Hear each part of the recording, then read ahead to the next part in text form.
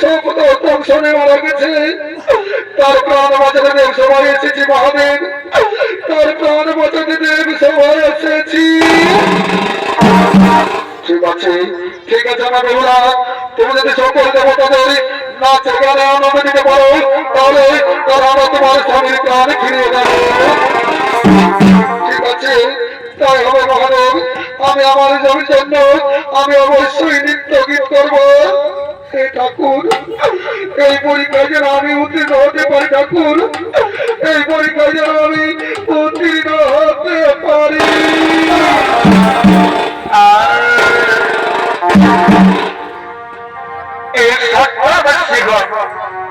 সুন্দর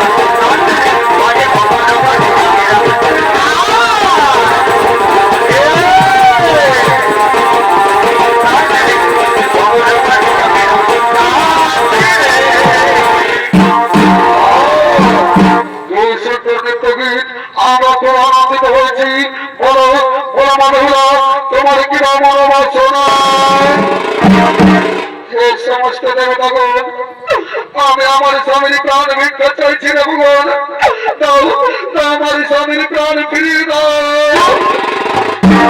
বলো বলো মধুরা, তোমার স্বামী কি করে মারা গেছে আমাদের বলো। আমার স্বামীকে মনসার কাল স্বামী প্রাণ দিয়েছে, দাও দাও না ভগবান, আমার স্বামীর প্রাণ ফিরিয়ে দাও। কোথায় কোথায় মনসা, তুমি দেব সবাই তোরা করি চলে এসো, তুমি দেব সবাই তোরা করি চলে আমার গলা বলে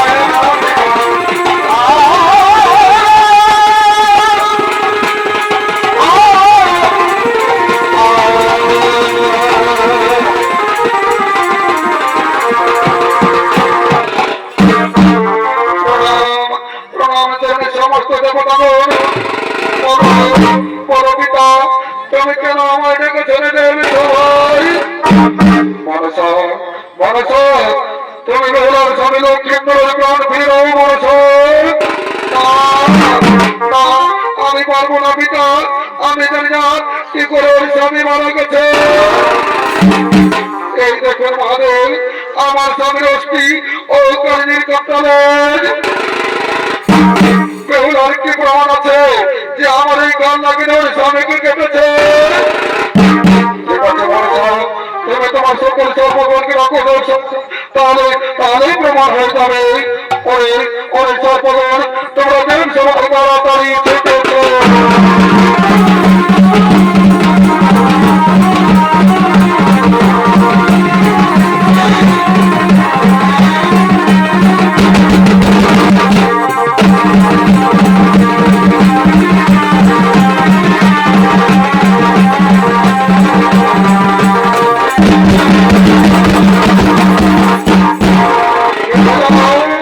দেখে বহুলা কোন শক্তি তোমার স্বামীকে মেরেছে। এমন সময় দেবী দুর্গা মা বেহুলাকে ইশারা করে দেখিয়ে দিচ্ছে।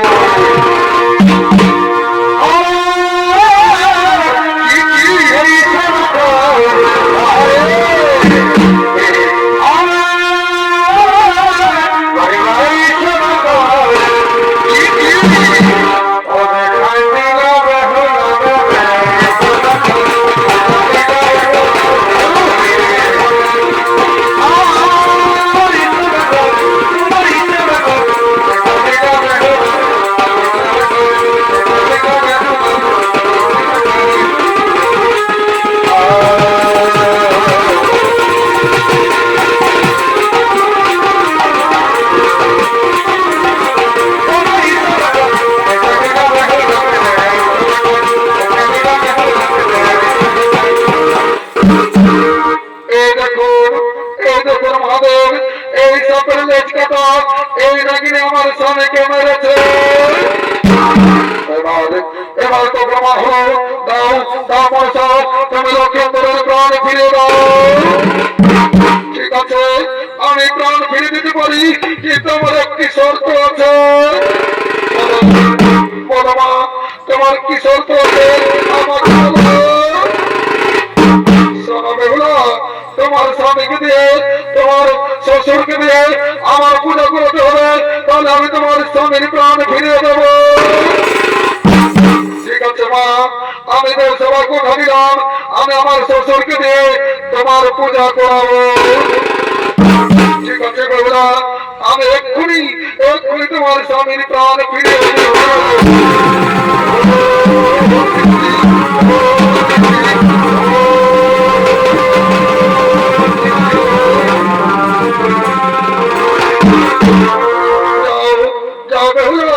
তুমি আনন্দ করে চম্পক নগরে ফিরে যাও।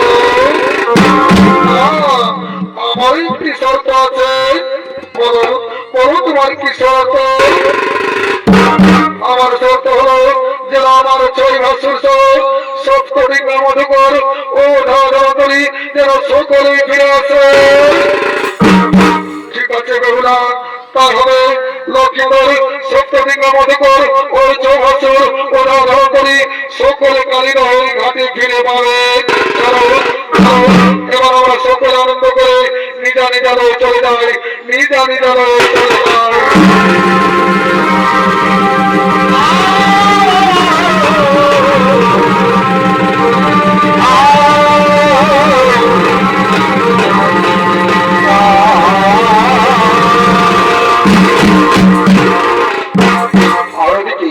এদিকে চম্পকনগরে বেহুলা পাখা বিক্রি করতে করতে আগমন করছে।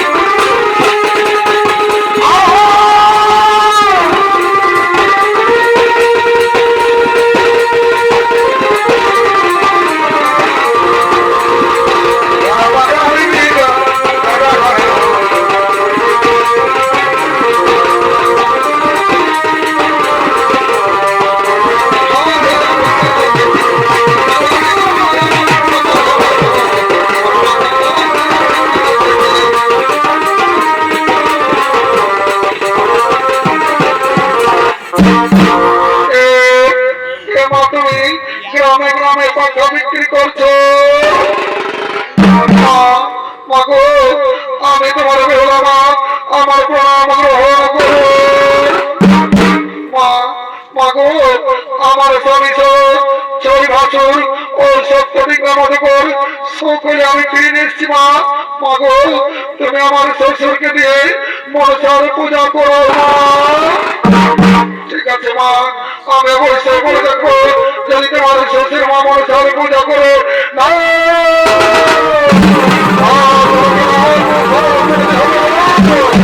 আমি তোমাকে বলেছি যে হস্ত বুঝেছি রচনা করি হস্ত না বুঝব ওই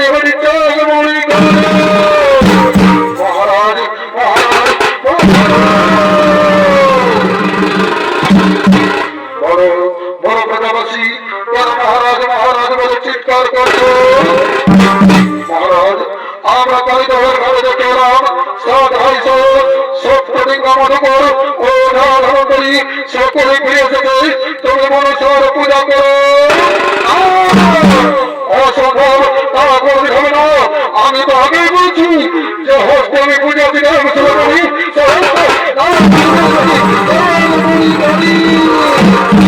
শোনো শোনো রাজা, তুমি যদি আমাদের কথা না রাখো তাহলে আমরা তোমাকে মারতে মারতে